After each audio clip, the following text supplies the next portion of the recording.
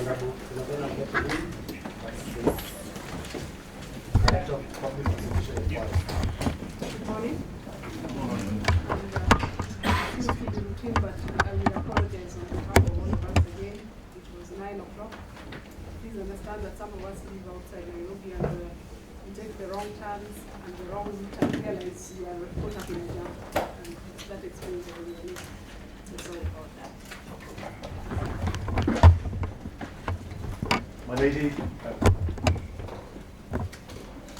it's my responsibility to reply to the submissions that were made on behalf of the petitioner and the interested party yesterday. I do so with regard to the position of the first respondent. And my submissions will have the following structure. We take it the appearances as before, or are there any? I think we need to remind him in this part of the world we do quorum every day. I say, Allow me to, of course, by all means. yeah, maybe I can just read the quorum. Sure. Since he knows them. Absolutely. Sure. By all means. Yes, my lady, on the part of the petitioner, my name is Omokemi. Here together with Professor Sihanya, to my right. Mr. Hardy. I'm present, my ladies and lords. Julie Soweto. I'm present. Ben Obai. I'm present, my ladies and lords. The rest will be joining us later. For the interested party, I have my learned friend, Mr. Fred Atwork, Present, my ladies and lords. Mr. Morris Kimuli, Present, my lord.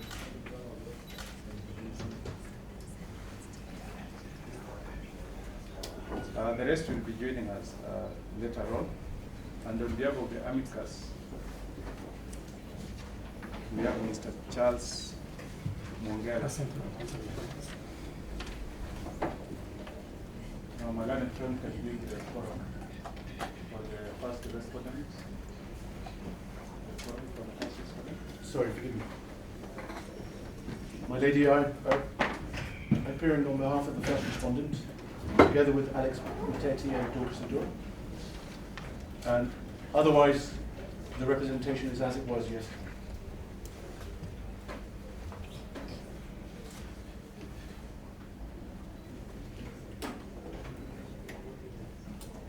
Principal Emmanuel Peter, together with Oscar Ireki and Mary Wu.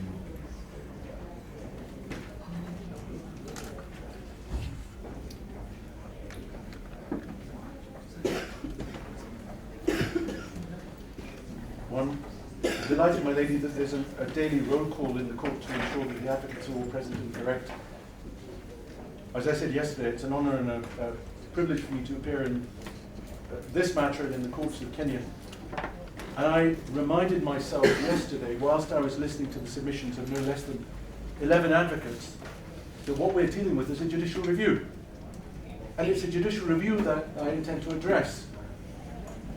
And I do so with the benefit of my own practical experience in England, having been Treasury Counsel and undertaken many judicial review matters on behalf of government ministries and departments in England. And I take comfort from the fact that Kenyan law, in essence, adopts a very similar, if not identical approach to English law with regards to matters pertaining to judicial review, both practice and procedure. That being the case, I make the following 4 overview submissions. And the first is important, but it seems to have been forgotten by my friends, all 11 of them yesterday. That first and foremost, in the context of judicial review, what the petitioner needs to demonstrate is that the decision to prosecute made by the first respondent on the 28th of August 2018 is susceptible to challenge, essentially on the grounds of rationality. No other ground has been advanced. And the rationality ground, as we will see, was fleshed out in the petition with reference to malice, abusive process, political considerations. Slow down. Take long hand.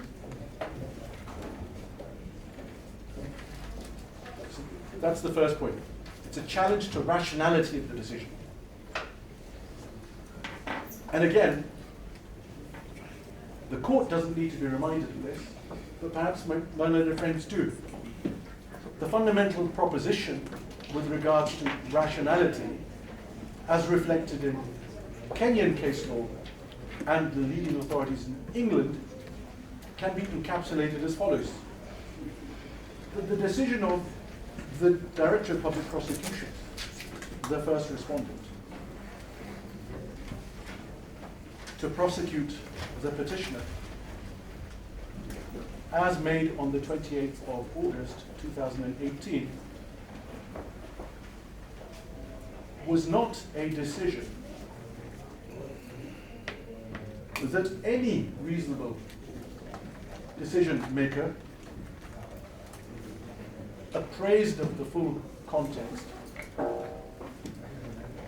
could have made.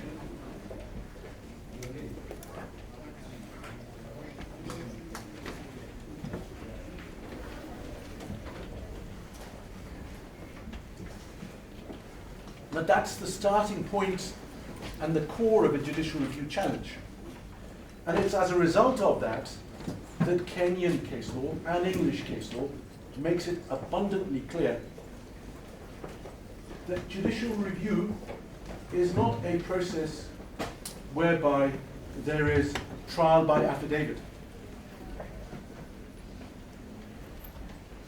The court is fully aware of this, but it seems that my friends, in their desire to depart from the grounds stated in the petition initially, have forgotten that. This is not the trial court.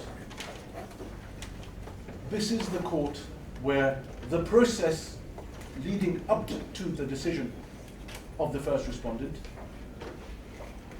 is being examined with reference to the grounds stated in the petition.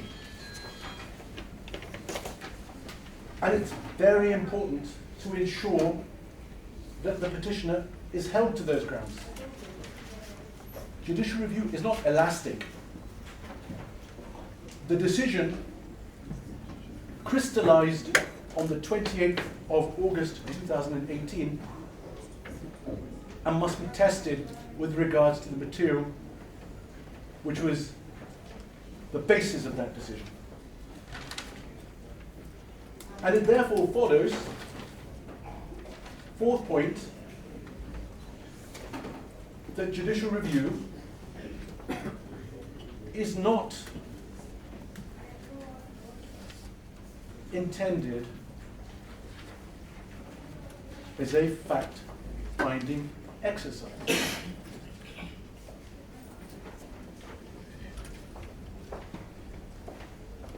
That is the role of the trial court in this particular context, namely where there is subsisting a criminal charge. Plural, of course, with regards to the charges against the petitioner and the interested party.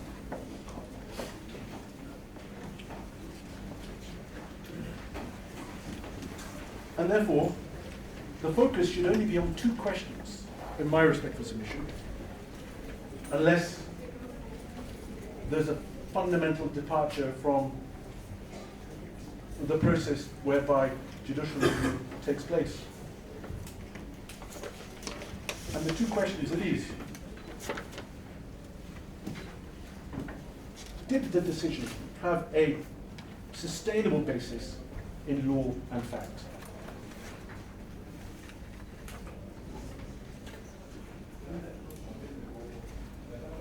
And second, was the decision tainted by irrelevant considerations?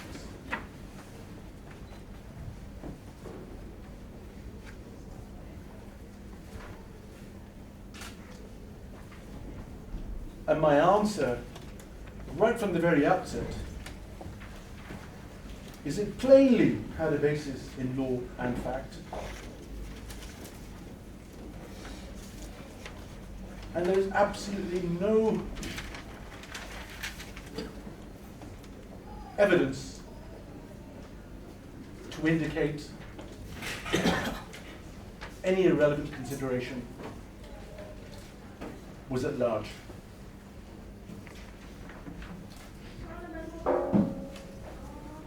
So that was the first overview observation. The second is with regards to the approach of the petitioner. And then I'll turn to the approach of the interested party before I move on to the substance.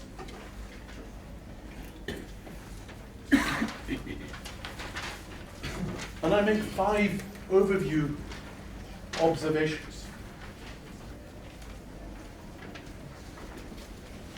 The first is this, that what the petitioner is inviting this court to do is, in essence, engage in a trial by affidavit.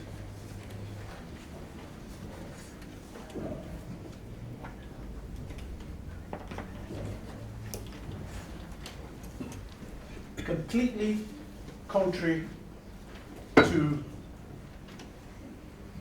the ambit of judicial review. Second, the approach of the petitioner is mobile.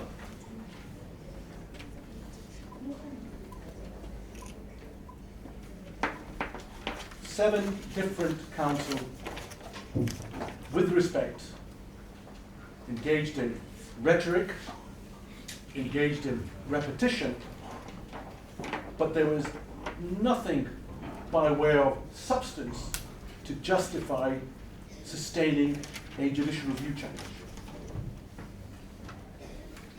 Equally significantly, when we examine the petition, the petitioner has moved away from many of the grounds, if not most, articulated in the petition.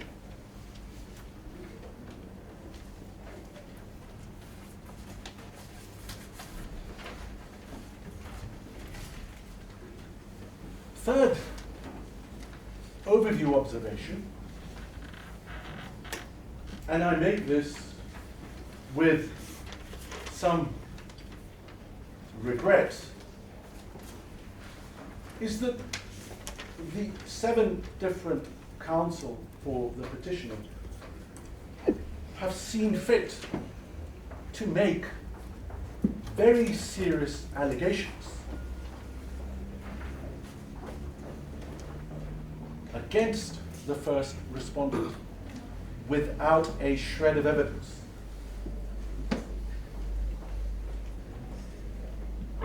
To malign the first respondent in open court with words such as malice, dishonesty, manufacturing a case, advancing ludicrous allegations, ought to have some basis that's been pleaded. Certainly, the jurisdiction in which I practice predominantly, I would not dare to advance such language unless I had a justification to do so in a pleading. And there is nothing in the petition that justifies use of this sort of language.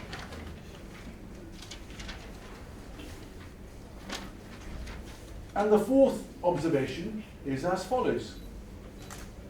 Judicial review is an absolutely essential component of the rule of law.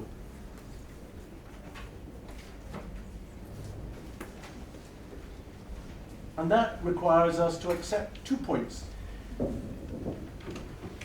The first is, no one, but no one is above the law.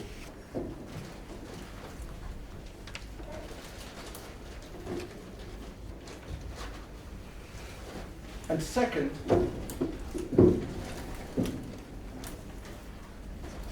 any public official, judicial or otherwise, seeking to discharge their duties in accordance with the law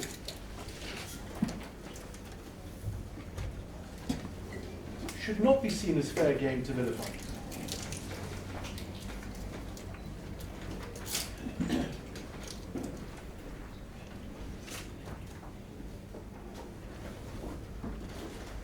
And we will see that even in the petitioner's own exhibit, the position of the first respondent was one of courtesy and respect towards her at all times. To suggest that the first respondent bears responsibility for those who are minded to use electronic media, social media, is a position advanced by the very senior counsel yesterday, but it's untenable. It's common knowledge that social media and policing of social media presents an enormous problem throughout the world. And there are, I suspect, very few people in the public eye who've not been subject to its vilification. The fifth and final overview point is as follows. The petitioner has filed no less than 57 authorities. On my count, its 7 counsel actually only relied on less than 10 yesterday. Now, never mind the environment, which of course we must all be conscious of. But presumably there must be some constraint here.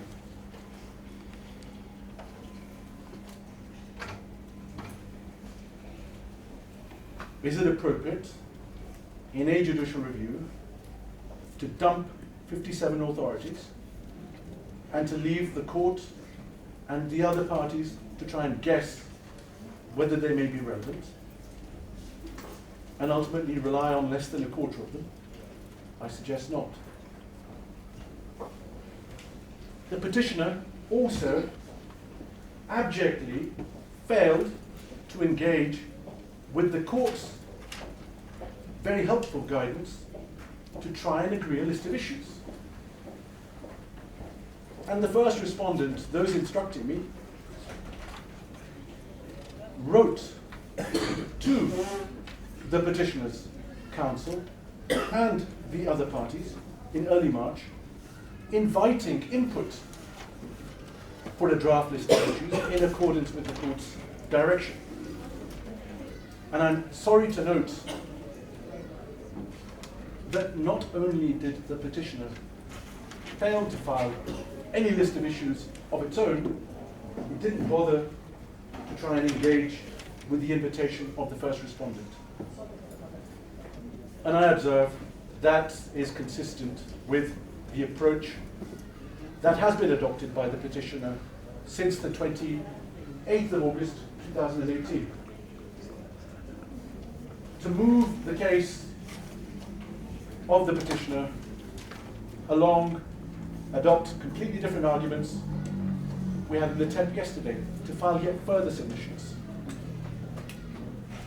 But ultimately, there are only 3 core arguments that have been advanced on behalf of the petitioner, with whom the interested party joins forces. Now, I say interested party because, of course, the interested party's position is itself somewhat curious. And I'll come to that in terms of my third overview position. And there are 3 core arguments advanced on behalf of the petitioner, albeit there were 7 iterations of them through 7 different counsel. And they were as follows. First, what the first respondent has sought to do is to criminalize a civil and commercial matter.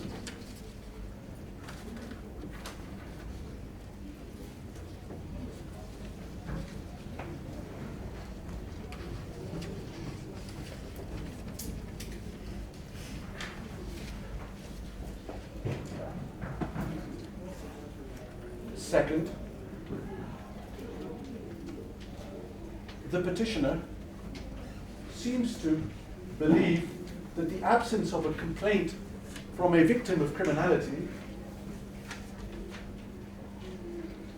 means that investigations cannot commence, let alone prosecution, never mind conviction or punishment. That isn't how the criminal justice system works in any country. And it's quite obvious to understand why not. It doesn't need much imagination to understand that there may be very strong reasons for people not to want to complain.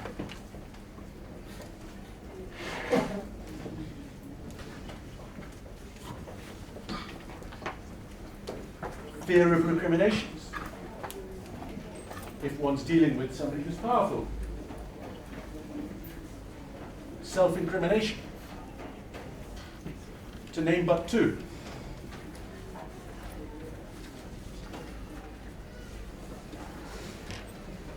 And in the third overview position of the petitioner, which is the position that in essence was the one that nearly 7 hours was spent on yesterday, was to seek to engage in an examination of the minutiae of the charges.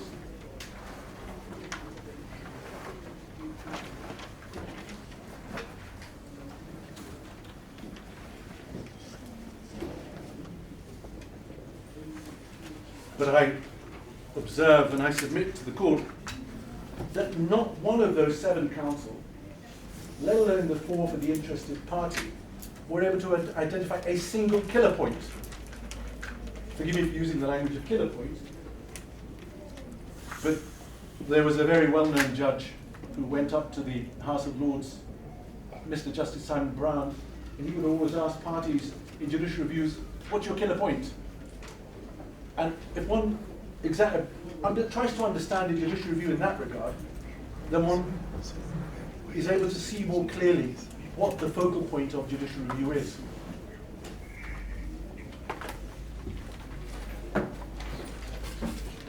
Of course, as I'll develop shortly, and as is stated in paragraph 1.3 of my written submissions, which should be before the court, date is 19th of March 2019, and hopefully the court doesn't have to take a note of these.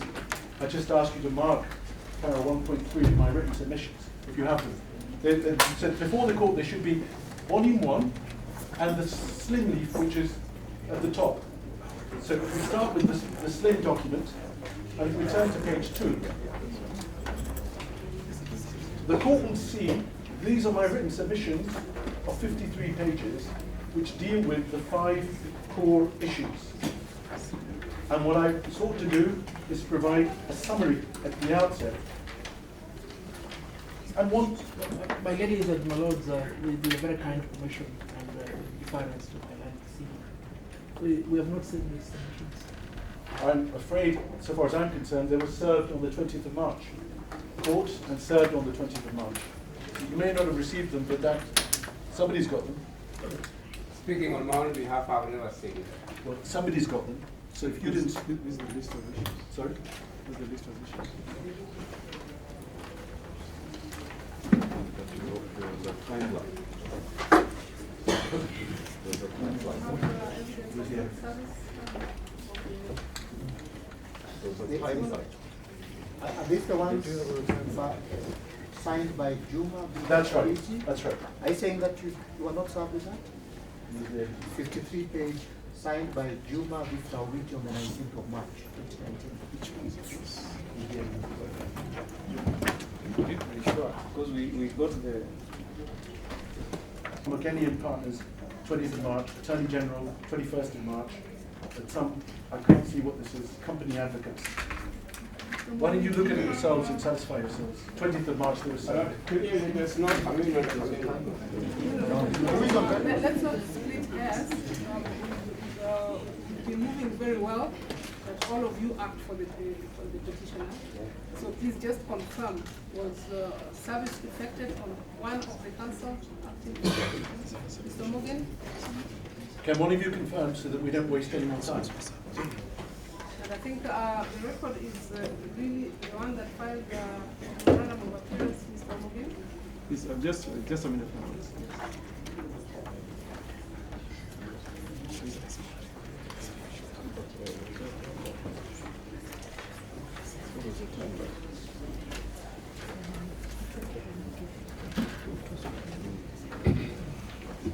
Yes, my lord, I think the submissions are okay. Does that mean yes or no? Just a minute. The only issue we have is there are some volumes which were served on us last week. Volume 1, volume 2, volume 3. Those are the documents that we may have issued. If no refresh, we can add those particular documents. My lady, I can answer that very quickly. Volume 1 are all of the materials that were served by the petitioner and the first, second and fourth respondent. Volume 2 is case law, which is referred to in my written submissions, and Kenyan case law. Volume 3, statutes and the Constitution of Kenya.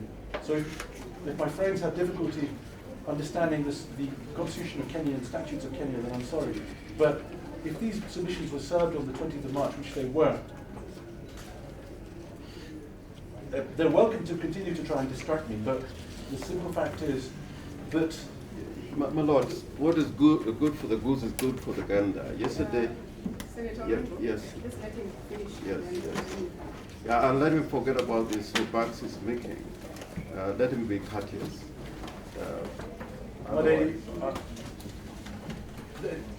From what I've been told by the first respondents, the documents were served, and it's clear that they were, because there's a stamp confirming. Now, if somebody wants to take a point that there were 10 different lawyers acting for the petitioner, and one was served and the others were not, well, fine. But if effective service was made on at least one count for the petitioner, that's the end of the matter. I'm quite happy to carry on debating the nuances of whether or not they looked at volumes 1, 2, and 3. But the simple fact is, perusal of volume 1 will show that there's nothing new there. These are all the materials that have already been served. Perusal of volume 2 will illustrate that the case law that I've referred to in my written submissions is all that's in volume 2. Likewise, a perusal of volume 3 will show that it's Kenyan material, Kenyan constitution, Kenyan law. If they want to look at them at their leisure, and if they want to make an objection after they've looked at them, I would have hoped that they would have looked at them by now, because I see my learned friend has had them for nearly a week. But it lies in the mouth of with respect, any one of the petitioner's counsel to say that they don't want me to refer to these materials when they've had them for, it seems, at least a week, with respect.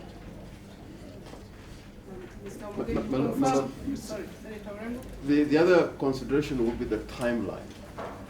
Because, if they are served late out of the timeline, then we would not have given those submissions our considered view, not really in terms of responding to them in writing. But I think there was definitely a timeline. There were other submissions that have been filed by the respondents in time, and I think they had a change of mind and decided to file further submissions. You remember, my lords, when we asked for opportunity to file supplementary submissions, and you did grant us the opportunity to file those supplementary submissions, which were filed on time, and they were given timeline, the time within which to respond to those supplementary submissions. So, my lord, you take into consideration that 20th of March was just last week when they were filed. I think he should not be given the latitude that those submissions should be on record merely because they were served. They should have been served within the timeline.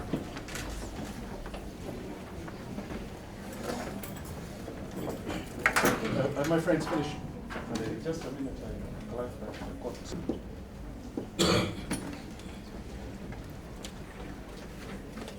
But on the 20th of March, I was served with what is at page 2, headlined a summary of the submissions. That was on 20th of March. So what the court should note is that other than the submissions that were filed and the list of authorities, there is another new document which is headed summary that was filed on 20th of March and is served on us on 20th of March.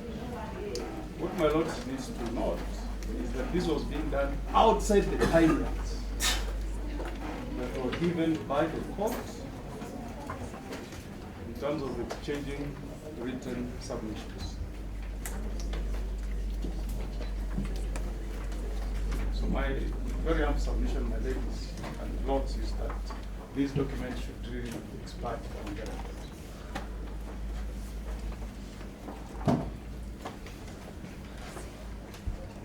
Issue number 2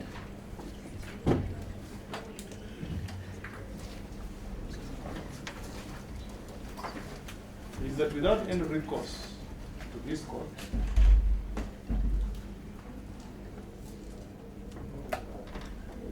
the first respondent picked all the pleadings that were filed by all the parties, made copies of the pleadings by the petitioner, pleadings by the first, second respondent, third, fourth, and interested parties, and then prepared 3 volumes.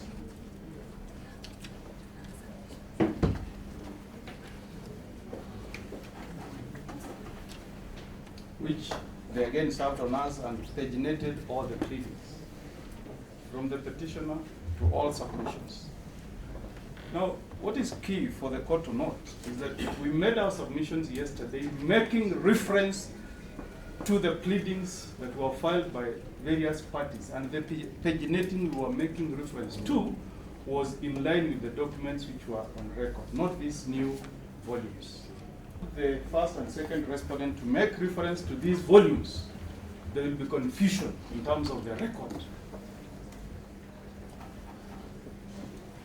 And I understand, maybe that's how it's done in the jurisdiction where it's come from. But in this jurisdiction, we are guided by the pleadings.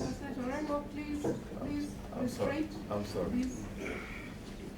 Yes, my lord, in this jurisdiction, we are guided by the pleadings that are filed by the parties. I've not seen a practice where you come to court and do copies of all parties' pleadings, and then you prepare volumes, and then serve them to the court, and you want those to be the official documents in a matter. And also that we have a proper record, and also take into account the fact that we have already closed our submissions on behalf of the petition. Let's be guided by the documents that have been filed by the respective parties. And let's make reference to those documents in terms of the parties that filed them, and we go by the paginating that is already before the court. And I understand why my learned friend has chosen to do this. You will note that the affidavit of Mr. Commissioner, as we were making reference to it yesterday, has a number of issues on paginating. But he can do that correction in the course of his submission. The way to remedy that problem is not by filing fresh documents. He can acknowledge to the court that we made mistakes in paginating, and then lead the court to a particular page. The rest, my lord, is the copies of the other documents. Volume 2 is actually the list of all the authorities that have been filed by various parties. And then paginating is done afresh. That creates confusion. And finally, in terms of prejudice, that may be occasion to the petition, we don't need to be taken through the rigorous process of trying to counter-check all these copies. It's unnecessary.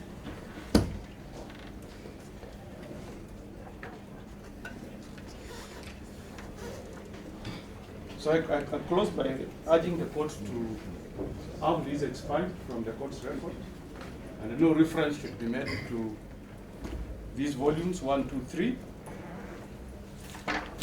And then counsel for the first, second respondent should make reference to the submissions that he filed before court. and a note of the summary of the submissions that he filed outside the timelines that were given by the court. You note that my learned friend, Dr. Kamino, was stopped yesterday from giving a summary of submissions to the court, and the same should apply to the first and second respondents.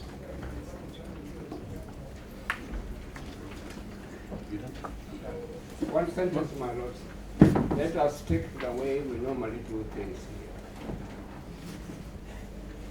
My ladies, if you allow me to just say one thing for the interested party, flowing from what my learned friend Mr. Mugen has said, I just need to correct one thing. That bundle that my learned friend has relied on, referred to, and that was filed by the first respondent, for some reason, left out all the documents filed by the interested party.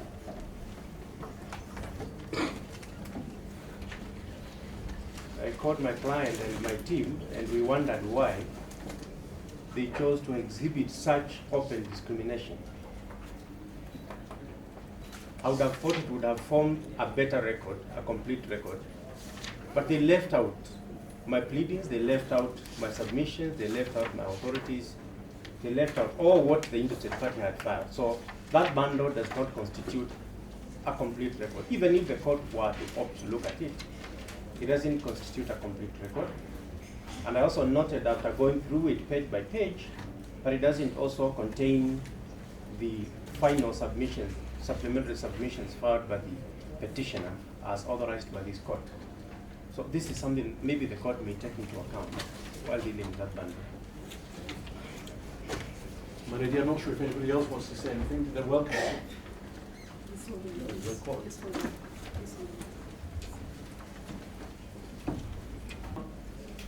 Excuse the delay. It's not something that I'm not going to waste time. I'm not suggesting anybody else is wasting time and engaging in tactical maneuvering. Simple fact is they were filed 1 day late. There's not much I can do about that. That's the reality. And it's also clear now that having started off by saying they hadn't received them, it seems that the petitioner was aware of them for at least a week. That's the first point. Second point is this. My understanding was it's not about this part of the world or the other part of the world or any other part of the world. When it comes to the courts, our duty as advocates to the court is to ensure that the court is best assisted in terms of the arguments that we propose to make. And that's what I have sought to do. Bundle 1 includes all of the documents served by all of the parties which I consider to be irrelevant. Relevant. Relevant insofar as the court's consideration, but ultimately irrelevant in terms of establishing any sustainable basis for judicial review. I was going to turn to the interested party's position, and no disrespect is intended to the interested party, and I'll deal with why he doesn't feature in due course. But the fact of the matter is, with the greatest respects to my friends, I appreciate that having the presence of an advocate from another jurisdiction sometimes causes discomfort to advocates otherwise. I'm here to assist the court. I'm here to ensure that this matter is dealt with fairly, expeditiously. I'm not here for any other purpose, and that is why the bundles are before the court in the manner that they are. Now, if somebody can go beyond confusion, which is a disappointing submission, the materials, it's said, may cause confusion. In whose mind? The minds of the learned judges? We're not talking about more than four documents. The petition, the petitioner's first affidavit, and the two petitions that were served, two affidavits served on behalf of the first respondent and second respondent respectively. That's not a huge amount of documentation that I propose to refer to. Now, if that's going to cause confusion in the minds of, the collective minds of the petitioner's lawyers, then I have sympathy for them. But I don't have anything beyond sympathy, because the reality is that there are enough resources marshaled on the right-hand side of this court to be able to address that. But if it's still a problem, I can undertake to ensure by close of play tomorrow that I would provide a list, a table. Every page that I referred to in volume 1, I will cross-reference to their submissions by close of play tomorrow. If that means that they will have fewer sleepless nights than they might otherwise have, I'm happy to do it. But frankly, I don't mean to be disrespectful, in terms of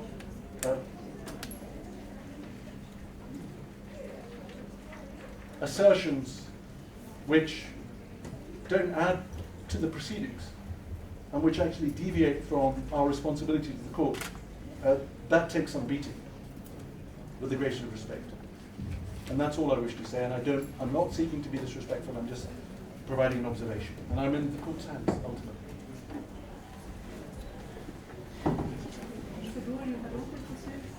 Yes, I wanted to say that the petitioner served us with a list of documents on the 22nd of March. And that was way after the deadline and after we had served.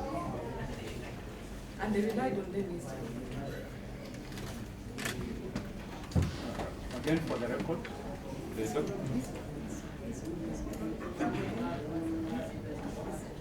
thought she's done. And also the list of issues that the interested party was signed on was filed on the 22nd. And they relied on it.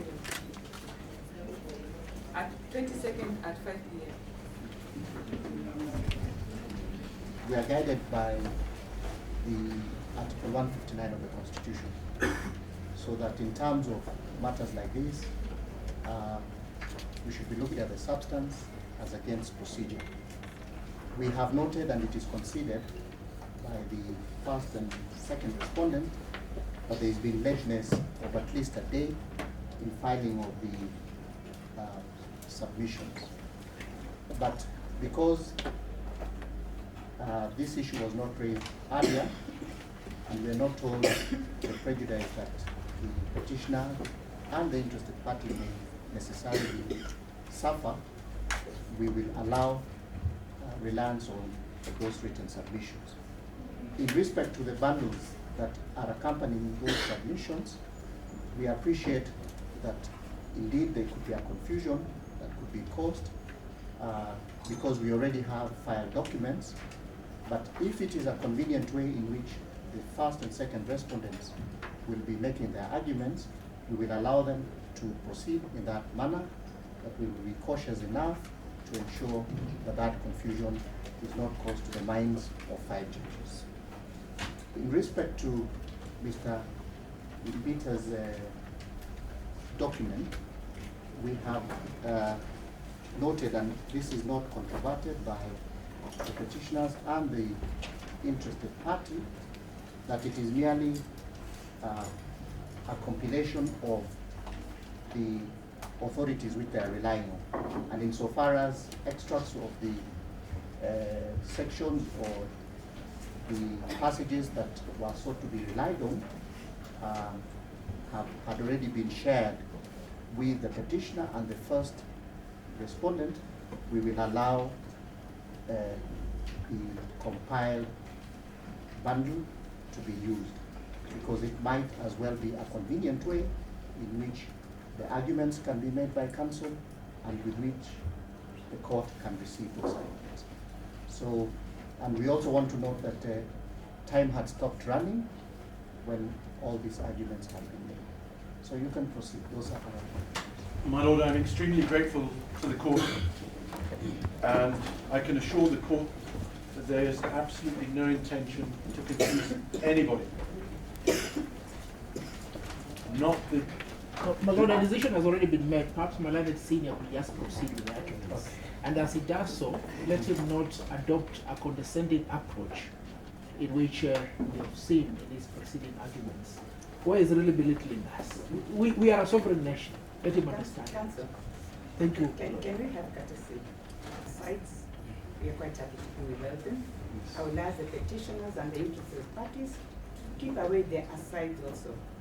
Please, let us have a courteous process so that we can complete this matter. It's a long day, it's a long matter. We can't deal with that. Mr. Qureshi, kindly put away the night remarks. We don't want to hear references to people's jurisdictions. Let's get on with what is before us.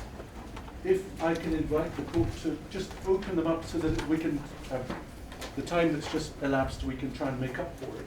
Page 2, as I was on the third of the core arguments insofar as I can distill what was being said yesterday. And there were, firstly, criminalisation of a civil commercial matter. Second, the bank didn't make a complaint. And thirdly, the examination of the minutiae of the charges. Now, so far as the third issue is concerned, the key response is reflected in paragraph 1.3 of my written submissions at page 2. And it is as follows. The petitioner does not dispute the facts underlying the charges. She does not dispute that she used court-headed paper and by letter dated 18th of August 2013 sought to procure funds in the sum of Kenyan shillings 70 million from Imperial Bank Limited, which subsequently entered into administrative receivership on 13th of October 2015. Furthermore, she does not deny that on the 23rd of October 2013, she procured Kenyan shillings 12 million from the same bank on an undocumented and unsecured basis, and I ought to add, with zero interest. The petitioner does not deny that in all material respects, she was acting for purely personal pecuniary advantage. This is not in any form of judicial capacity. Indeed, I mean no disrespect, but what was happening at this point in time was that the petitioner was engaged in buying and selling property. Furthermore, the petitioner does not deny that security in respect of her indebtedness held by the bank was released at her behest and her insistence after the bank entered administrative receivership and never replaced as promised, with the consequence that there is a substantial amount of indebtedness, some 49 million shillings, which is now unsecured. Indeed, it would appear that the proposed replacement security was, in fact, sold and could never have been provided.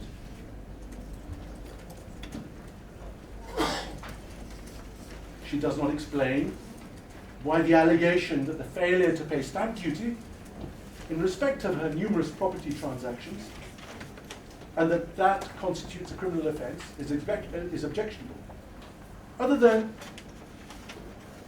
seeking to displace responsibility upon the shoulders of her solicitor,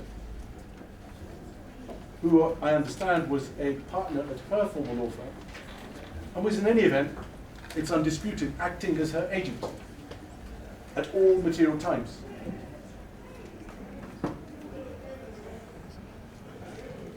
And she adds that, of course, it's open to the bank to pursue the lawyer interested party for his undertaking, but that undertaking, of course, the court will remember, was a curious undertaking. Because, firstly, it's an undertaking that it's impossible to perform because the relevant property was sold. And secondly, it's worth remembering that the very same solicitor at this material time, when the bank had entered into receivership, was acting in this transaction both for the bank and the petitioner. So in simple terms, as the lawyer for both parties, he was promising to do something to himself because he was acting for the bank. That, with respect, is somewhat strange, albeit very convenient.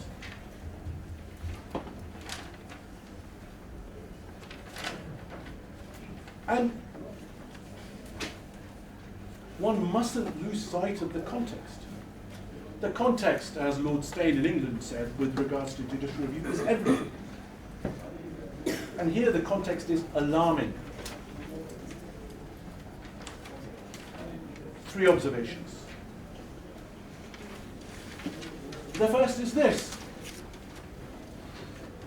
and I understand this is common knowledge. Imperial Bank collapsed, owing, or rather with a gaping hole of 34 billion shillings, no less, as a result of serious mismanagement and fraud. Indeed, a decision of the Kenyan courts in the case of Waweru, W-A-W-E-R-U, versus the Central Bank of Kenya, 2018, Kenyan law reports, paragraph 157 at page 33, includes the admission by the Central Bank of Kenya that a massive fraud of approximately 38 billion shillings was committed at the Imperial Bank, but it was only brought to the attention of the CBK on the 12th of October 2015 by the governor.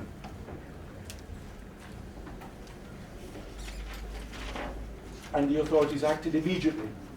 The bank entered into administrative receivership the next day.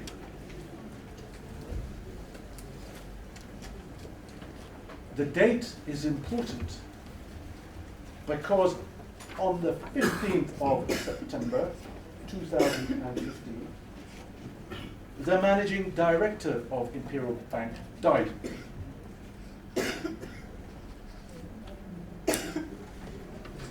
And the petitioner, in fact, attended his funeral, we're told in the evidence which I'll take to court. So in a context as alarming and as stark as that, 34 billion shillings, no less, is it really credible to advance the assertion repeatedly, centrally, that the authorities in Kenya had their hands tied until somebody from the Imperial Bank came forward to admit there was something untoward, where we have serious mismanagement and fraud, which appears to have been in very large part directed by the managing director, who dies, and a month later, someone, no doubt for personal responsibility reasons, decides to inform the authorities. And the third point is this. We heard a great deal about the first respondent overreaching.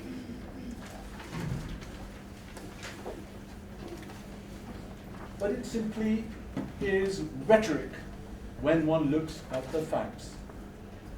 The reality is what triggers the investigation on the 21st of May, and the investigation lasts 3 months, are 2 property deals engaged in by the petitioner, where in respect of both, in a period of less than a month, she generates a profit of approximately 70 million Kenyan shillings, almost doubling the price of the property that she bought in less than a year.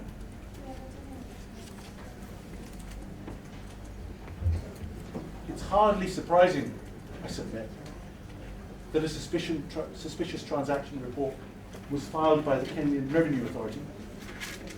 And once a suspicious transaction report is filed, it is incumbent upon the authorities to get into the detail. And that is what they did. And if the detail took them to the petitioner, well, that is how the law works.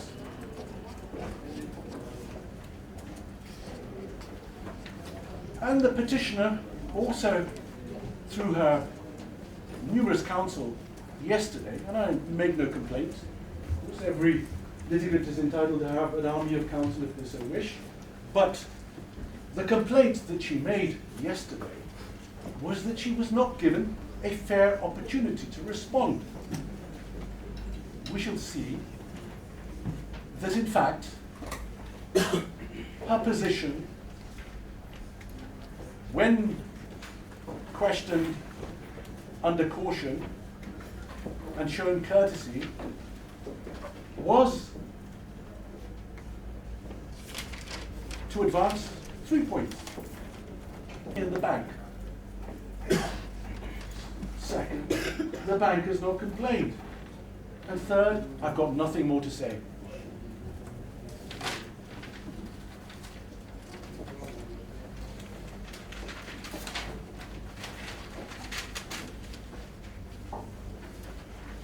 Third overview observation is the curious approach of the interested party.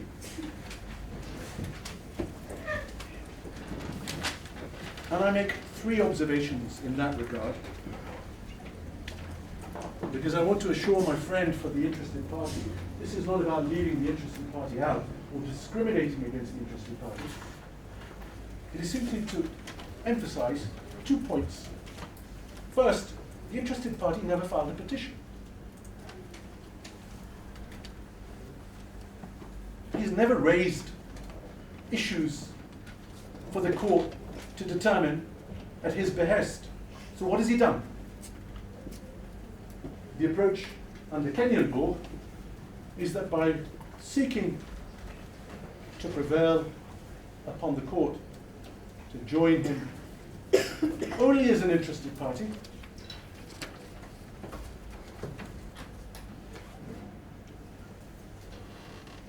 he can provide a chorus,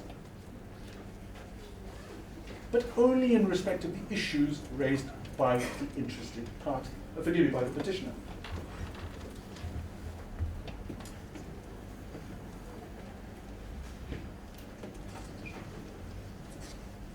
That's extremely important because persuading a court to allow joinder as an interested party is not a license to freewheel in court. And therefore, when one examines the petition with the greatest respect to the interested party submissions add nothing. That is why Volume 1, not as a matter of disrespect, but as a matter of succinctness, because as I mentioned, I'm here to help the court, not to distract, obstruct, or delay. That is why Volume 1 doesn't include, and I don't mean any disrespect. Second,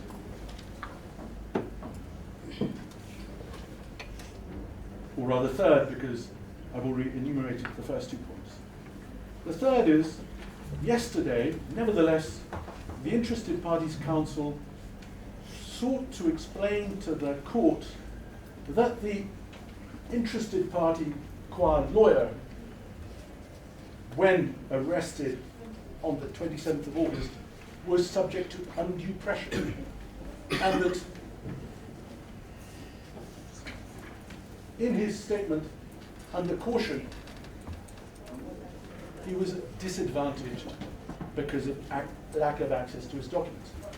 But we'll see that his statement of some 7 pages, no less, is very detailed, including title numbers, dates. With respect, hardly the position of an individual subject to pressure. That the veracity of what he stated is disputed, but it, with respect, is unsustainable to even begin to advance the suggestion that his mental faculties were somehow impaired. And then I move on to what are my 3 core submissions before turning to the evidence. And they are the following. Firstly, there is simply no basis, rhetoric aside, to assert that the first respondent's decision, dated 28th of August, was tainted by improper considerations.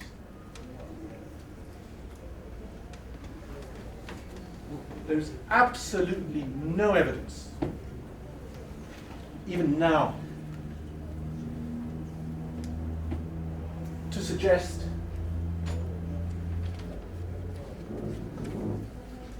there was any political motivation,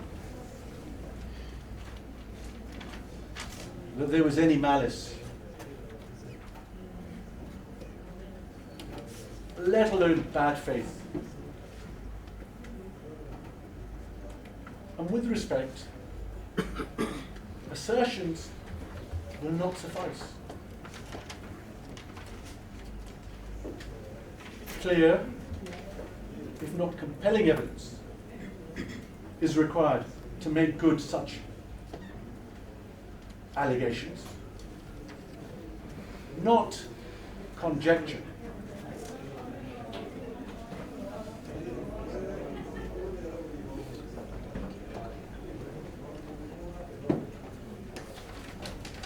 Second, the substantive charges, each and every one of them, evidence a case to answer. And with respect, that is the beginning and the end of any inquiry that ought properly to take place in the context of judicial review. Because to entertain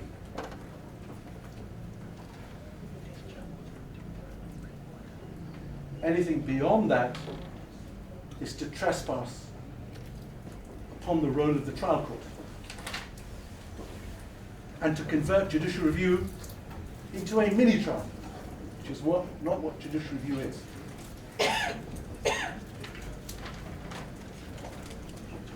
The third overview point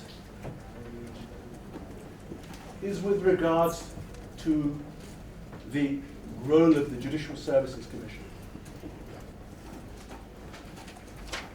as embodied in Articles 168, 171, 172 of the Kenyan Constitution.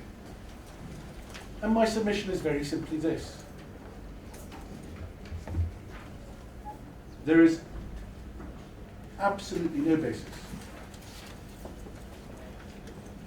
in the Constitution or otherwise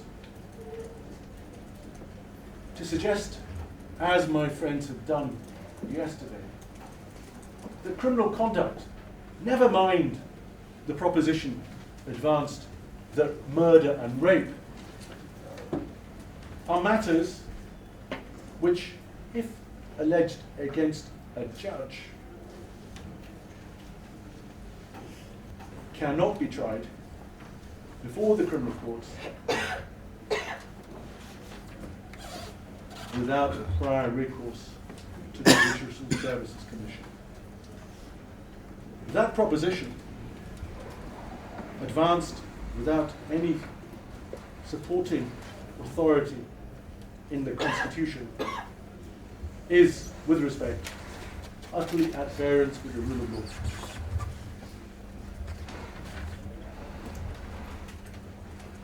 So now I intend to turn to the contents of Volume 1, and I'm grateful to the court for allowing them to be placed before the court, because in Volume 1, what I propose to refer to are going to be, just so that the court is aware, the petition and the affidavit of the petitioner, the petition 29th of August, the affidavit 30th of August. And I remind myself that it's the issues stated in the petition that must be made out.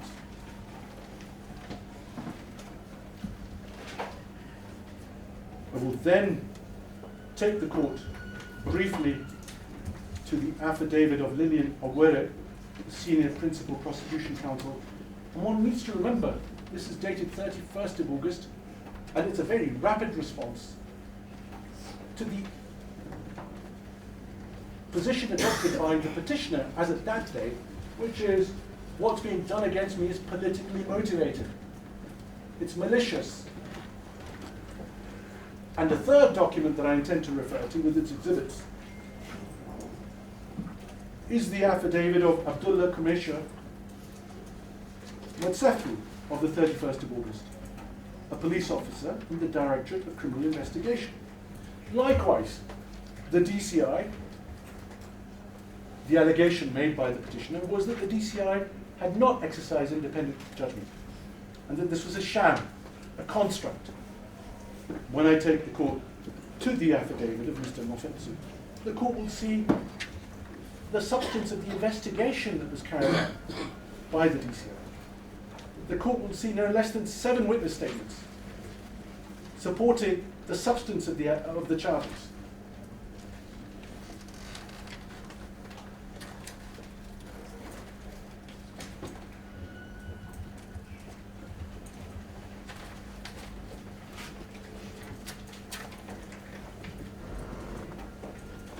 And with those introductory remarks, I'd invite the court to turn to Volume 1.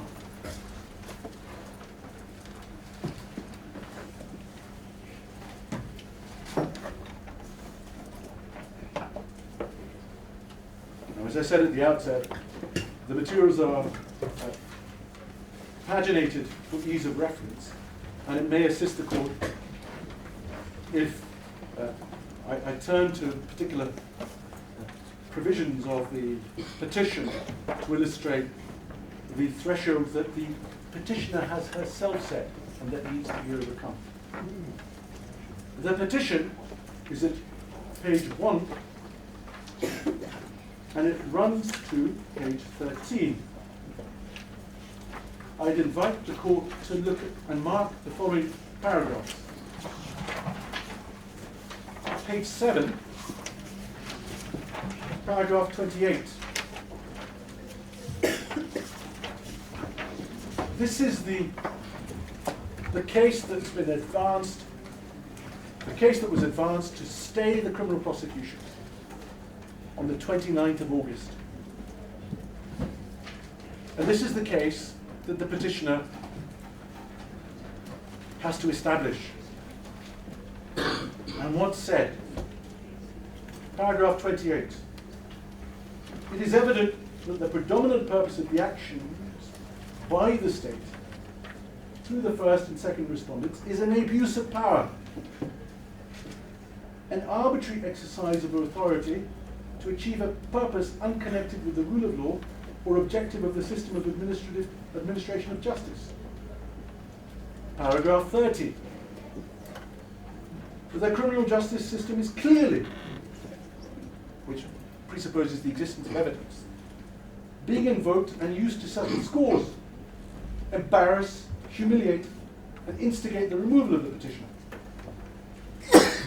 31, as if that was not enough, that the first and second respondents are seeking to intimidate and oppress the petitioner into relinquishing her position and office as Deputy Chief Justice. Now, pausing there, with the very great respect, as I'll illustrate, the presumption of innocence is writ large in all jurisdictions, and Kenya is no exception. And until someone's guilt is proven beyond reasonable doubt, they're presumed to be innocent. Deputy Chief Justice or ordinary citizen of Kenya, it matters not. 33. A much broader observation. More importantly, the intended and ultimate effect and or consequence of the actions complained of is to punish, intimidate, subjugate, emasculate, and grossly undermine the institution of the judiciary, and to take away its independence as an arm of the government. And that's a very strong submission to make. Where's the evidence? We haven't seen any as yet.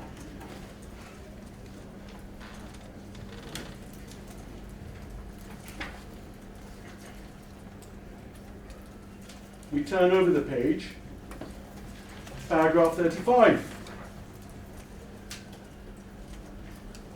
The foundation and or basis of the alleged offences emanate from contractual commercial banking relationships. And then 36. The bank has never confronted the petitioner with any complaints or issues on any of the alleged matters. And as I say, with respect, that's hardly surprising, because we'll see that the petitioner had a direct line to the managing director. This is no ordinary arm's length relationship, the way that the petitioner would seek to characterize it. It's a very privileged individual who can write directly to the managing director of a bank and extract an unsecured, undocumented facility which has no end, zero interest. A very privileged individual. So is it surprise that abuse of office was the first charge? We're not able to resurrect the managing director of Imperial Bank from the dead, nor is there any court on this planet that can engage in telepathy or communicate with the dead, but the evidence we respectfully submit for charge 1 is there, and it's there for those who wish to see and conclude it has substance. Next paragraph, paragraph 37, was that the legitimate expectation, and one wonders whether or not the word legitimate can be used in a context where a bank has collapsed with an indebtedness of 838 billion, where a senior public officer has been able to extract a 12 million facility without documentation, without interest. But nevertheless, the petitioner's position is that her legitimate expectation was that the bank would take up matters with her through contractual relationship channels. Well, as we'll see, apart from clairvoyancy, those channels are now terminated because her relationship was first and foremost with the managing director.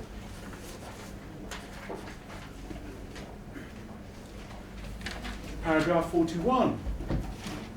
The charges being brought against the petitioner lack a proper factual basis, the foundation to give rise to criminal charges.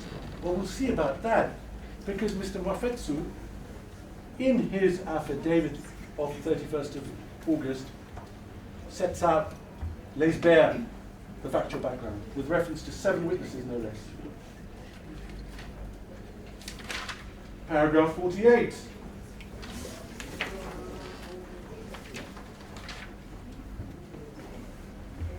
The first respondent is particularly acting in bad faith and is chosen to prosecute through the public media. We shall see that even in the context of the petitioner's own affidavit, the media sources she refers to show extreme constraint on the part of the first respondent. And his public utterance was made after the petitioner was given an opportunity to answer the allegations which subsequently formed charges.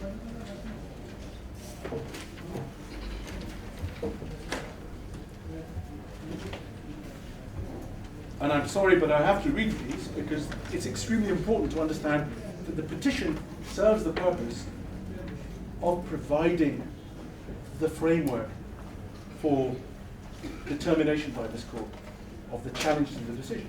58, 59, I read them because they're bare. They have not been supported. 57, that the criminal justice system is being manipulated. And the first and second respondents are using the criminal justice system for ulterior motive and to achieve extraneous purposes. Now, of course, I pause there because ultimately there is a judiciary which is independent and robust in Kenya, a highly respected judiciary. And one would expect that the trial judge will have no hesitation in any case to abruptly terminate any attempt at manipulating the criminal trial process. 58. The prosecution is not for the general public interest, but for the advancement and championing of a trumped-up civil claim cause, therefore illegal. We shall see that that is plainly untenable. And then 59 is just a reiteration of intimidation to try and oppress the petitioner to step down from her office of Deputy Chief Justice. And the irony here is as follows. The petitioner appears to be more comfortable with abandoning the presumption of innocence, with appearing before the Judicial Services Commission in private, without public presence, where she seems to believe that allegations of dishonesty could be considered, and what would be the standard of proof? And that even if the Judicial Services Commission successfully removed her from office on whatever standard of proof they applied, that then the matter could proceed to a criminal court. And what happens if, as the trial process ought to take place, and as the first respondent's position is, and should be, that the first respondent's position is to enable the judicial process to take its proper course with any individual. It is not a secure a conviction at all costs. It's not, that is not the role of the prosecuting authority in any state which is finding its bedrock in the rule of law. So the petitioner seems to be perfectly happy to be removed from judicial office by the Judicial Services Commission permanently, and possibly acquitted by a criminal court, never to be able to return to judicial office. Now, I advance that proposition just to explain why not only is it completely contrary to the presumption of innocence, but it is also, with respect, absurd.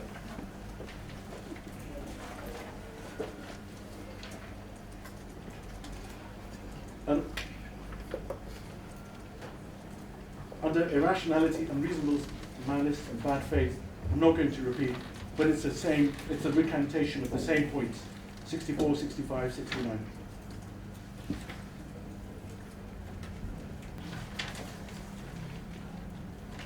And 78 is important because we've not seen any evidence in support of this. 78. The second and third respondents' decisions are not the exercise of their own discretion, but the result of unlawful collusion and or pressure from complainant's third parties. Well, having said there was no complainant to begin with, it would be interesting to see who the complainant is that the petitioner is referring to, and who the third parties are. So this petition, with the very greatest respect, adopts a scattergun approach as could be. Having adopted that approach to procure a stay of the criminal proceedings, it's not open to the petitioner now to try and stretch the jurisdiction of judicial review and to convert this court into a criminal court. claims of the petitioner must be considered with reference to the petition and nothing else. Likewise, the assertions advanced of the interest on behalf of the interested party. So we turn to the affidavit of the petitioner, which is at page 14. It's described as a verifying affidavit. Page 14 of volume 1, forgive me. And again, I've done this for ease of reference because I'm hoping that this will save the court some time in terms of making a note. If necessary, we can provide cross-references. So just to be clear, the purpose of the verifying affidavit is to establish the evidential basis for the petition, my understanding. And what's said? Paragraph 19, page 16, tells us at all material times before 23rd of August 2013, I operated a bank account with Imperial Bank Limited and obtained from it various credit facilities, negotiated with the bank at arm's length. Now, with respect, I don't understand what the rest of this means. On the basis of laissez-faire, as would any other private customer with the bank. Now let's test that proposition with respect, shall we? Just if the court can be mindful of page 16 and just turn to page 161 in the bundle.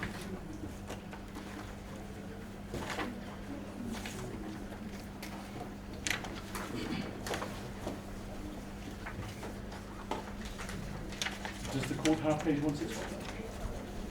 Now, 161 will be examined, and I'm not planning to dissect this letter at length, which will happen in the context of the criminal proceedings, simply to observe as follows. It's dated 15th of August. It's sent by the Honourable Lady Justice Mwilu.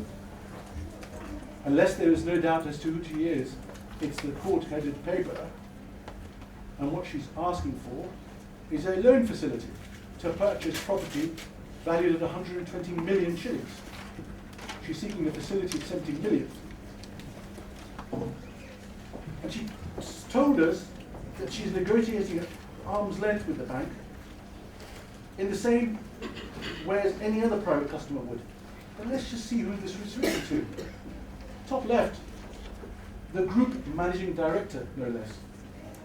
I suspect that the Imperial Bank is no different from any other bank. And I doubt very much that there are many customers, save for those who are extremely privileged, I wasn't going to say influential and well connected, who are able to write directly to the group managing director. But that's what the Deputy Chief Justice did.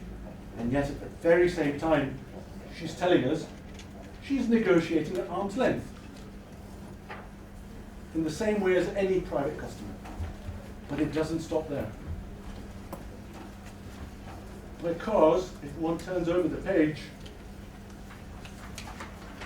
with respect, the court-headed paper having fulfilled its objective, we then rapidly transfer 2 weeks later to headed paper, which is simply identifying email, postbox, and the name at the bottom. And it's written in very cordial terms to the group managing director. And it's stating this is an appeal on the interest rate.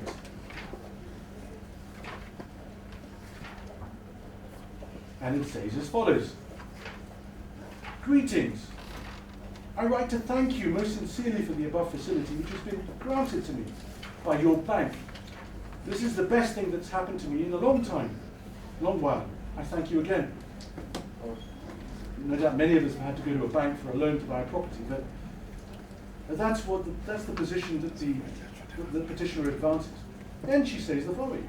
Allow me most graciously to seek your kind indulgence, to plead with you, the managing director, to kindly consider lowering the offered interest rate from 14% to a rate lower in your absolute discretion, to make the repayments more affordable. And last paragraph, I'm anxiously looking forward to a mutually beneficial financial relationship. Now, again, in due course one will try and understand what that means. But if one comes back to the petition, forgive me, the verifying affidavit, paragraph 21 and 2 refer to the 12 million unsecured, undocumented, zero interest rate facility that wasn't cleared until after the bank went into receivership. 2 years, approximately.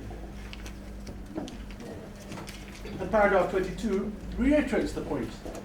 The loan was advanced to me in my capacity as the bank's customer, as negotiated with the bank.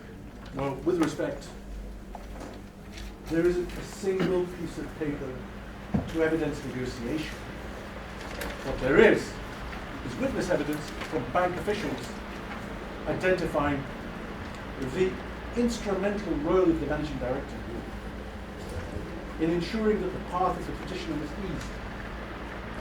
That is not an ordinary client-customer, arm's length, banker-customer relationship, with respect.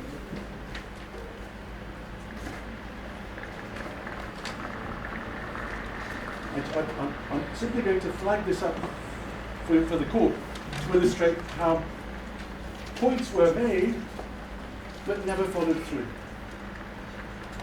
Paragraph 37, page 18 of this document, advances the following assertion. I believe the impugned charge is not coincidental.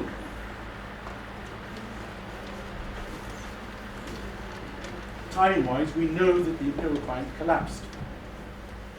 Or rather, it was probably on its knees for quite some time, but it took the departure of its managing director to the court up in the sky for somebody to have the courage to inform the authorities.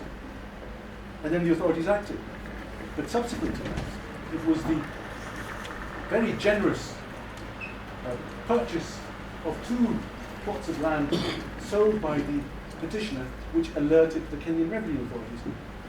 And they then subsequently told the other authorities in Kenya on the 21st of May. That's how the train of thought began and the investigation. But what does she say with respect? Impugned charges are not coincidental.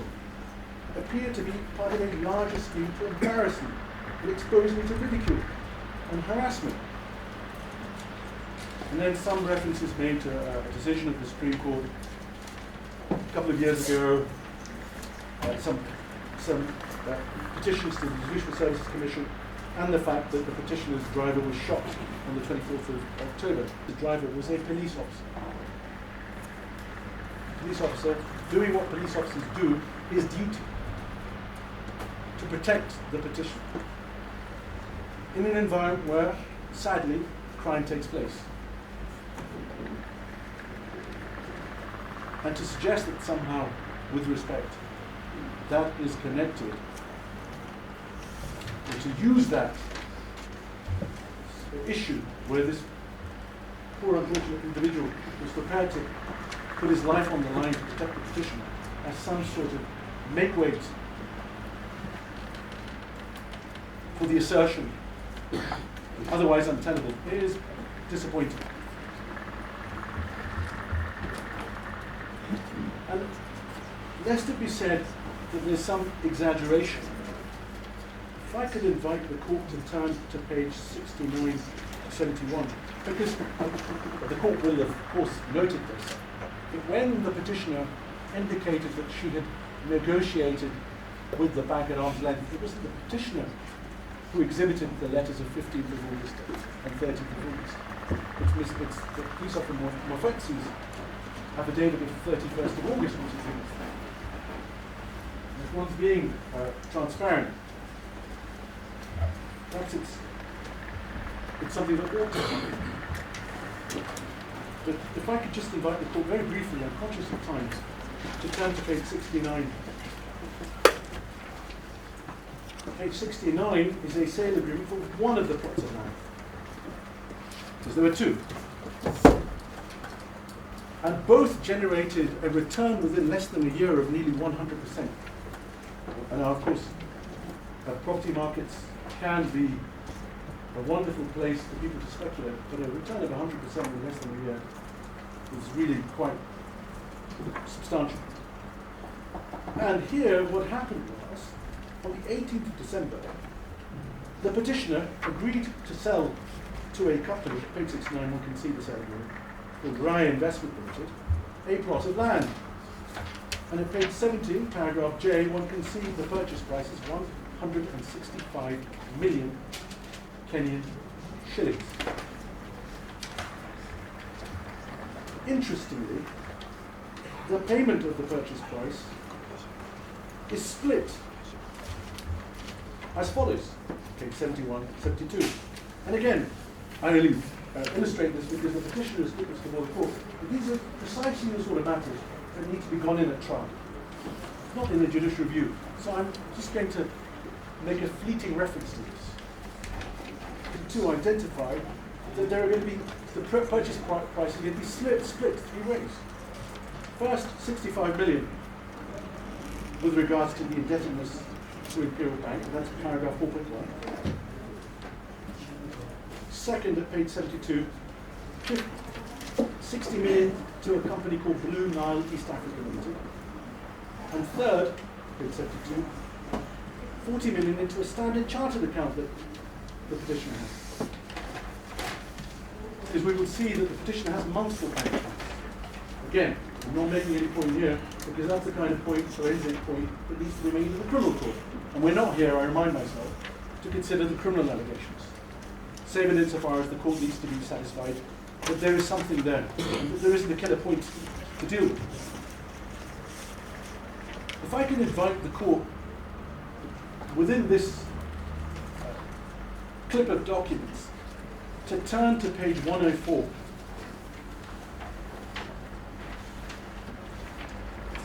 This is again an exhibit by the petitioner to illustrate how she's being vilified in the press at the behest of the first respondent. Does the court have this? Perhaps you could just give a neat tie, as it were, of the point you're trying to make. Yes. So far. Yes. With regard to this sale of the property. Yes. And repayments. Yes.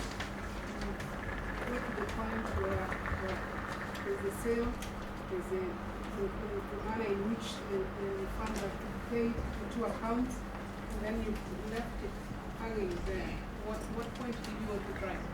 Well, lady, this is evidence that's put before the court by the petitioner to support her contention that she, at all times, it's commercial, she's dealing at arm's length, but with respect.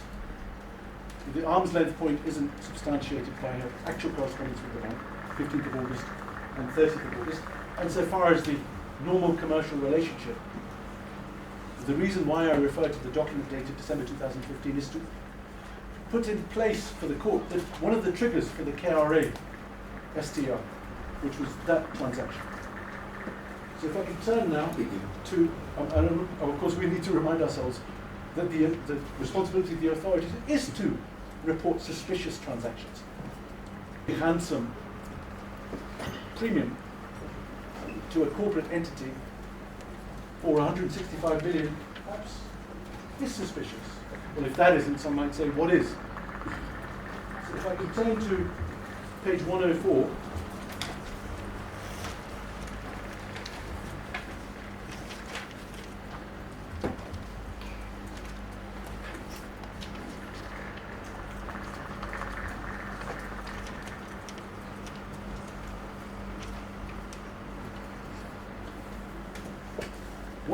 Was one of the articles that the petitioner herself had exhibited to make good her submission that she was being vilified in the press. But of course, where is the culpability on the part of the first respondent? Where is there any reference to the first respondent? I'll take the court to it. The second column, third paragraph, beginning as soon as. Does the court have that? It's the article with the photograph on the right-hand side of a SUV in front of some bollards. Page 112.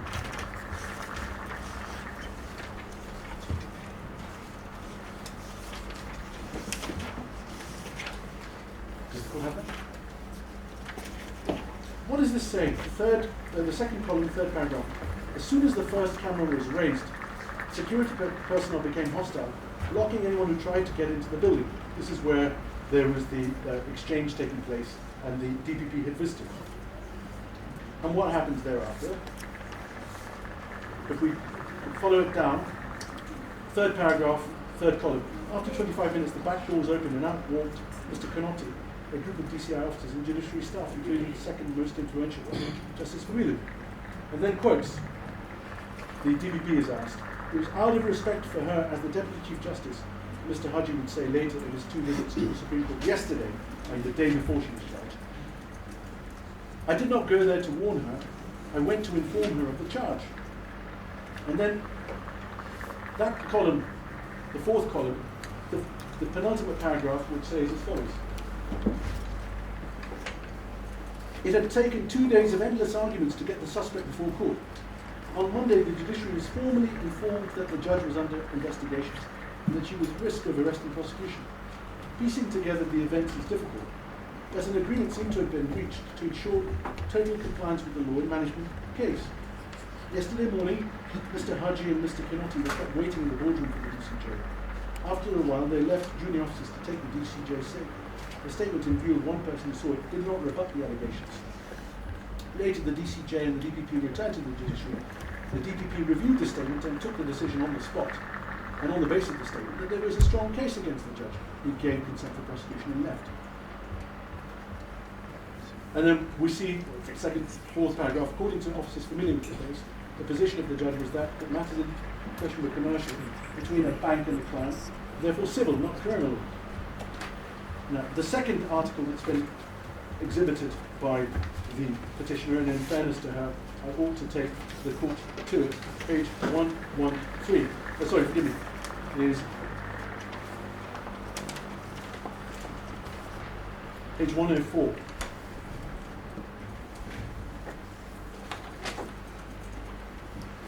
My ladies and my lords, much as I don't want to... Please do.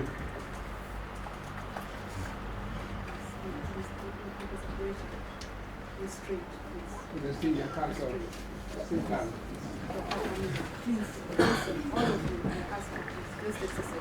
Yes, I just want to have a coordinated approach in the way in which the documents are being referred to. You realize we don't have that volume.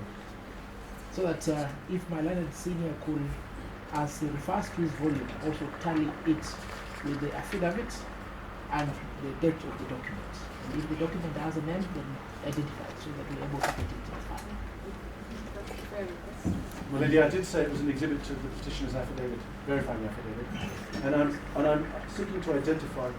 I believe it's there's a pagination, page 83. It's 104 of our bundle. Also, I think what they need is, for instance, this is a report in the Daily Nation. Yes. Monday. I'll do that. So that I understand.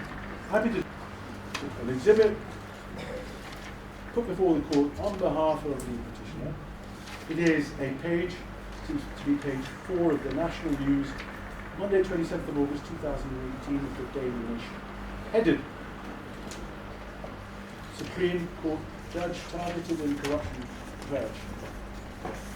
First, second, third, fourth column along. Does the court have this? Does the court have this? Second paragraph. The Chief Justice David Maraga, who heads the institution, has previously indicated there will be no sacred cow, even within the department of justice in the fight against corruption. I have no room for corrupt judicial officers in ward and juniors. Know that you are alone if you are corrupt, and expect no sympathy, mercy, or protection from me. Daily Nation sources, while not senior, were always uniformly confident that the investigation was complete on the 27th. The next paragraph. Mr. Haji did not return calls throughout the week. Efforts to reach him through an intermediary and a name were equally unsuccessful. We're not there, and we just asked for, perhaps if we could just tone down and listen to our request, because we need to understand. We need him to identify the document with the date, and if it is referred to in a particular affidavit, just mention the affidavit. I don't know why he's so hyped, he doesn't want to assist us follow his proceedings. Also because of the concession that has been made through your order this morning, they ought to refer to their so-called volume 1 to 3, but also the equivalent in terms of the documents that were properly filed, which is the practice in this country. They also refer to that specifically with the pages. I understand 1145. Page 107.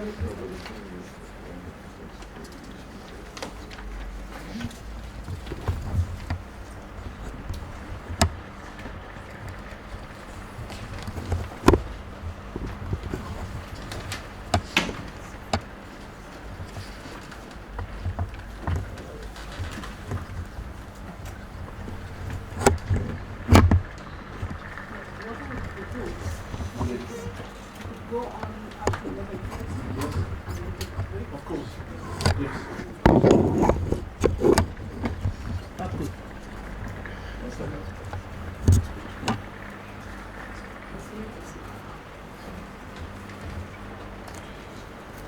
Pages 86 to 90 of the petitioner's originating application.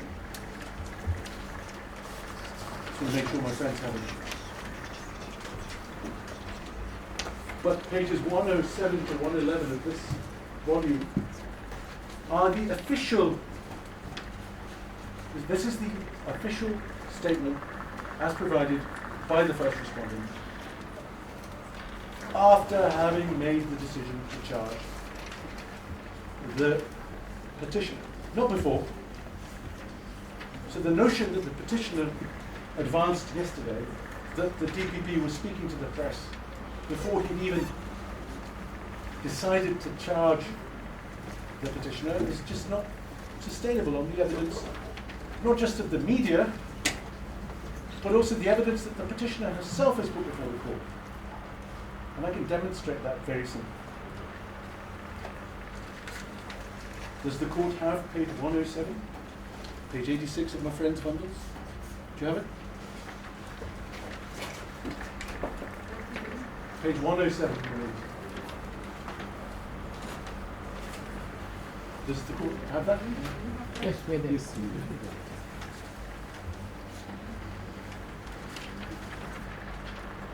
This is a 5-page statement provided to the world at large, and the third paragraph says as follows. This afternoon, I informed Chief Justice David Maraga of my decision to grant consent for the arrest and prosecution of the Chief Justice on criminal charges, with respect to past tense. So he's communicating his position after having made the decision, not before.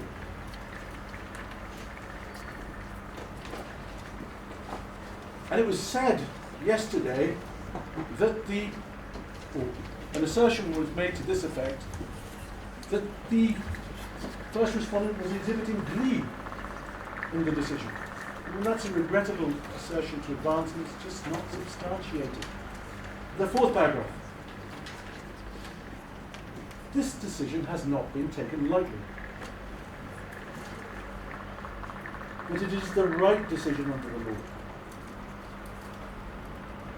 Most of us in the office of public prosecutor are indeed officers of the court. And the dignity and independence of the judiciary is dear to us. I believe that judges in a democracy such as ours must be totally free to exercise their judgment in a societal environment that supports and protects them. Indeed, the precepts and principles of the Constitution must be our guide at all times. Page 109. For my friends, page 88, first paragraph. Does the court have this? Does the court have this? Lest there be any doubt, Law enforcement decisions must be untainted by partisanship.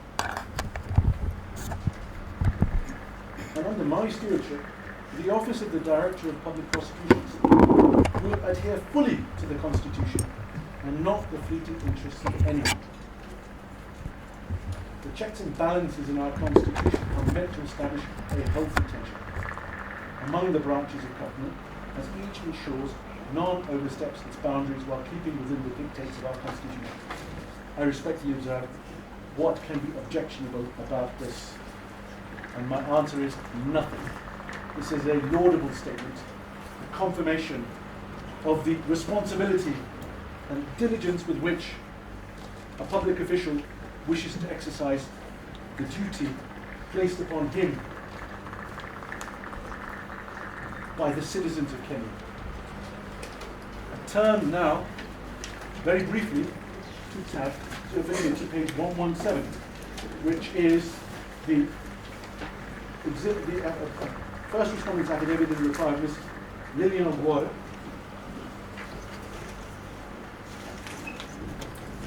which I'm showing to my friends so that there's no doubt about what the document is. It's a slender document.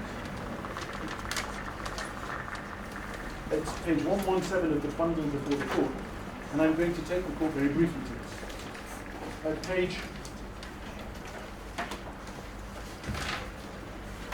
118, paragraph 5, identifies the material considerations underpinning the first respondent's decision.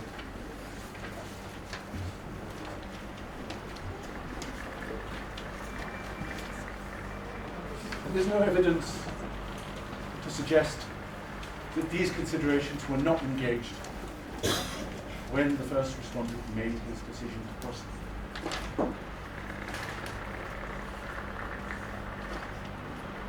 Page 119 from my friend's page 306. Paragraph 7, subparagraph D. This is again articulation of the approach adopted by the first respondent. 7D. In making the decision to prosecute the petitioner and interested party, the DPP acted independently and was not influenced by any political statements, and the decision was reached purely based on evidence, law, and public interest. Addressing the assertions advanced on the part of the petitioner, paragraph 8, page 120, page 4 of 6 for my friends, at the top of the page, subparagraphs of 7G and HG. The allegation by the petitioner and the interested party that the intended charges are intended to serve ulterior motives is without merit, evidentiary or legal reason, or backing. H. The petitioner and the interested party averment that the first and second respondents are bent on harassing and embarrassing them for no apparent reason is misconceived, unfounded, unmeritorious, and baseless. Paragraph 8. That contrary to the assertion by the petitioner that she was harassed by the first respondent, I wish to confirm that the first respondent approached the matter with extreme caution and contacted the Honourable Chief Justice and the President of the Supreme Court, informed him about the investigations that were being undertaken against the petitioner, full facts whereof were within the knowledge of the petitioner. It seems that even the media was aware of this. Over the page, paragraphs 17 to 22, the initiation of the investigation and its culmination are summarized. 17. On the 21st of May, page 5 of 6 from my notes, page 121 of the bundle, the Kenyan Revenue Authority communicated, bringing to the attention of the DPP, suspicious financial transactions. 2 companies, Royal Investments, we've seen one, and Grand Forest Japan Hospital, which we'll look at in Mr. Mufetsu's affidavit, which dealt with the petitioner interested party in sale transactions that will feature prominently in the prosecution of the criminal case. And then we've got the chronology. The DPP directs 2 days later an investigation. The file is forwarded on the 8th of August. The DPP requests that the second respondent gives the petitioner and the interested party an opportunity to respond. They do, and we'll see how they respond. And then upon the analysis of all of the evidence on the record, including their response, the petitioner took the decision to charge. The complaint that was made yesterday was, where's the letter from the Kenyan Revenue Authority dated 21st of May 2018? Well, there are 3 answers to that. First, it's not necessary in the context of judicial review. Because if that's the approach that's going to be adopted, then this is not judicial review. This is something completely different. Because if this court is going to engage in a trial of facts and a dispute of facts, where what we have before the court are affidavits, but that's not judicial review. That's the first point. The second point is, it's not being suggested that the letter wasn't sent. It's just a rhetorical flourish on the part of my friends. Where is the letter? Well, so what? And the third is, if it was so exercised, you could have asked for a copy.